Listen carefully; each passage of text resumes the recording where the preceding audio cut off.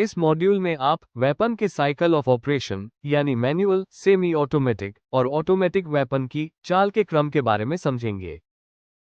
Manual operation weapons जैसे 303 inch rifle में यदि एक राउंड फायर होने के बाद के क्रम से वेपन की चाल को समझने का प्रयास करें तो राउंड फायर होने के बाद राइफल के बोल्ट को पीछे खींचकर ओपन करने पर खाली केस चेंबर से इजेक्ट होता है। उसके बाद नया राउंड मैगजीन या हाथों से फीड किया जाता है और मैन्युअली ही बोल्ट बंद करके राइफल को लोड किया जाता है और पुनः फायर किया जाता है।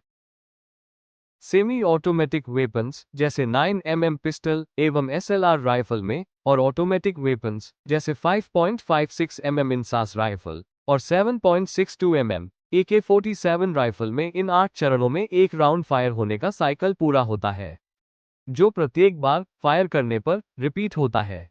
किसी वेपन में इस प्रक्रिया के क्रम में परिवर्तन भी हो सकता है। आइए हम देखें कि ऑटोमेटिक वेपन की चाल कैसी होती है। राइफल को कॉक करने पर हैमर पीछे की ओर रुक जाता है।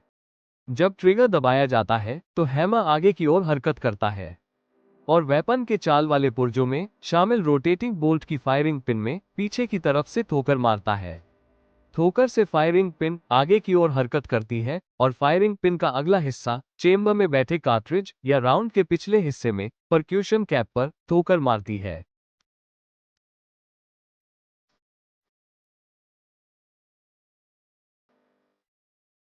जिससे कार्ट्रिज केस में भरे प्राइमर में चिंगारी उत्पन्न होती है।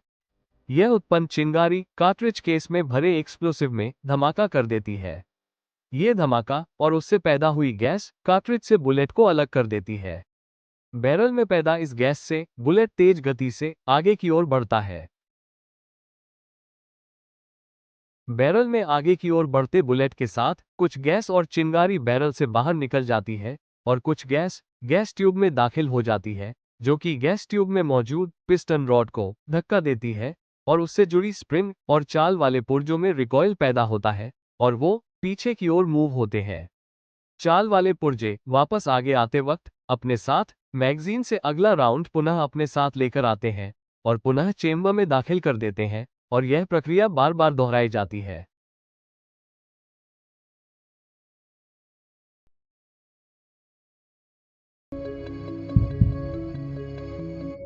Friends, if we look carefully at the design 3D model of AK-47, then it has a standard magazine in which cartridges are stored.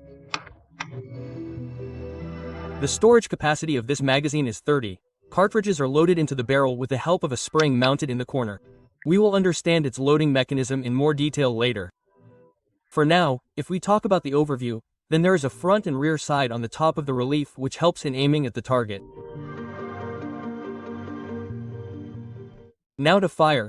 First of all, a loaded magazine is put and the charging handle is pulled, after which the rifle fires as soon as the trigger is pressed. Alaska 47 and AKM rifles can aim up to a range of 400 meters. In standard terms, this is called the max effective range of rifles. Now let's know how the cartridge is loaded from the magazine into the barrel.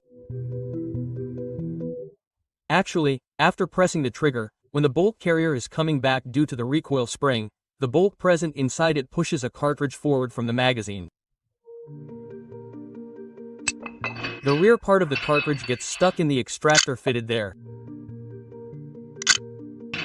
And as soon as the cartridge is loaded, the bolt spins. The job of spinning the bolt is done by the cam guide fitted below it. The purpose of spinning is to lock the cartridge. Now with the help of locking lums fitted with the bolt, the cartridge gets locked and remains in a fixed position till firing. After this, the rifle is completely ready to fire. And now it is time to press the trigger. On pressing the trigger, the hammer forcefully hits the firing pin. In this way, this firing pin goes and makes a hole in the primer of the cartridge, and due to high friction, the gunpowder inside it catches fire.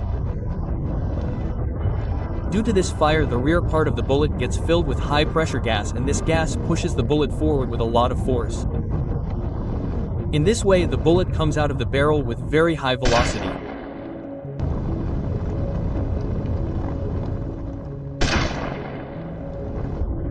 At the same time, the gases present in the barrel push the gas system backwards. This entire process is called gas-operated reloading in standard terms.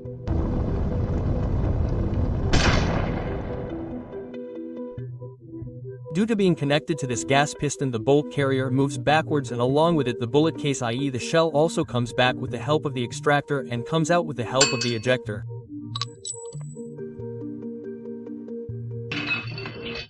While removing the bullet case, the bolt carrier also pushes the hammer back and comes back to its previous position, and in this way Alaska 47 rifles work according to the set mode. Actually, if you look carefully, a safety lever is also attached above the trigger, with the help of which the rifle is set to 3 different modes: safe mode, semi-automatic mode, and fully automatic mode.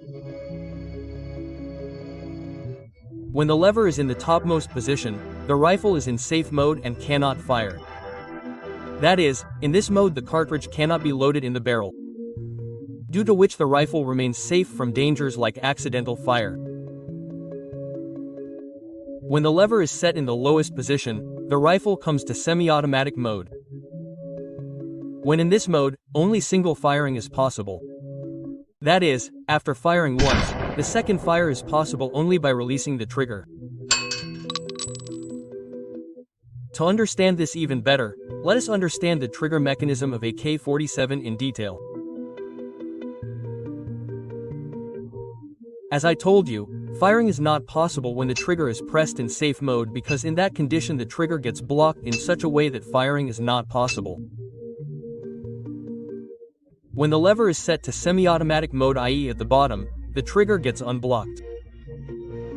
Now on pressing the trigger, the hammer forcefully hits the firing pin due to the main spring.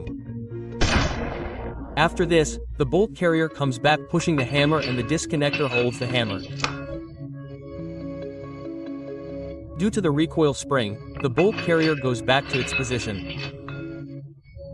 Now on releasing the trigger, the disconnector releases the hammer and the hammer returns to its position and the rifle becomes ready to fire again. Now on pressing the trigger again, the hammer hits the firing pin, and in this way, in semi-automatic mode, the rifle fires only 1 round at a time, and it is necessary to release the trigger for the next fire. Now let's talk about the fully automatic mode. In this mode, the lever remains in the middle position, due to which the disconnector gets blocked. That is, now there is no obstruction in the movement of the hammer. But if the hammer is not stopped, it will go back along with the movement of the bolt carrier. For this reason, an auto sear is fitted in the rifle which holds the hammer until the bolt carrier goes back to its position. When the bolt carrier returns, the auto sear releases the hammer. In this way, in fully automatic mode, the rifle keeps firing until the trigger is released or the cartridges in the magazine are over.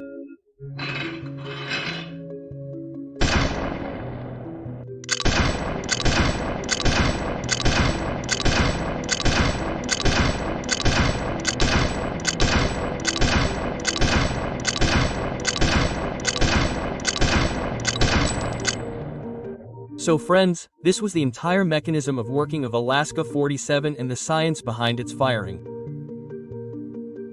Hope you found the video informative.